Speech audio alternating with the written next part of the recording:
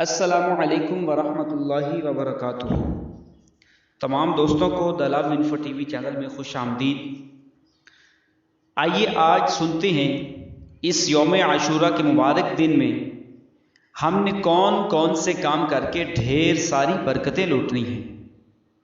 حضرت سیدنا عبداللہ ابن مسعود صحابی رضی اللہ تعالی عنہ کہتے ہیں کہ نور کے پیکر تمام نبیوں کے سرور صلی اللہ تعالی علیہ وآلہ وسلم نے ارشاد فرمایا ہے کہ جو شخص عاشورہ کے دن اپنے بال بچوں کے کھانے پینے میں خوب زیادہ فراخی اور کشادگی کرے گا، یعنی زیادہ کھانا تیار کروا کر پیٹ بھر کر کھلائے گا، اللہ تعالیٰ سال بھر تک اس کے رزق میں وسعت اور خیر و برکت عطا فرمائے گا۔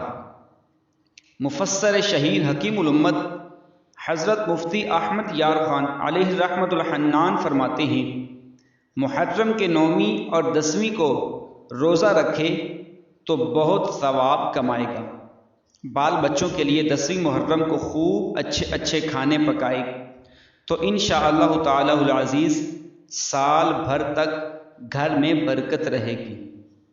بہتر ہے کہ کھچڑا پکا کر حضرت شہید کربلا سیدنا امام حسین رضی اللہ تعالی عنہ کی فاتحہ کریں۔ بہت مجرب یعنی مؤثر و آزمودہ ہے۔ اسی تاریخ یعنی 10 محرم الحرام کو غسل کریں تو تمام سال انشاءاللہ تعالی العزیز بیماریوں سے بھی امن میں رہے گا، کیونکہ اس دن آب زمزم تمام پانیوں میں پہنچتا ہے۔ سرور کائنات شاہ موجودات صلی اللہ تعالی علیہ وآلہ وسلم نے ارشاد فرمایا، جو شخص یوم عاشورہ عصمت سرما آنکھوں میں لگائے تو اس کی آنکھیں کبھی بھی نہ دکھیں گی۔ یاد رہے شب عاشورہ آپ نے 4 رکعت نفل بھی پڑھنے ہیں۔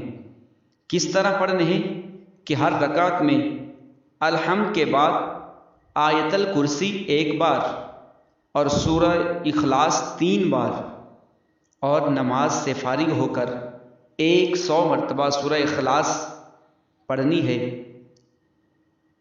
تو اس میں ملے گا کیا؟ انشاءاللہ تعالی اس طریقے سے یہ نوافل پڑھنے سے اللہ تبارک و تعالی اس کے سارے گناہ معاف فرما دے گا اور جنت میں بے انتہا نعمتیں ملیں گی۔ تو تیار ہو جائیے عبادت کے لیے۔ شب عاشورہ نوافل بھی پڑھنے ہیں۔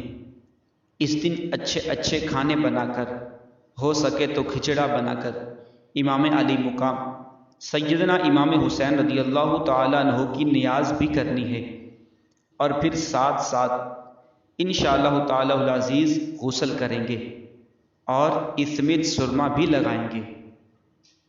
اللہ تعالی ہمیں عمل کی توفیق عطا فرمائے۔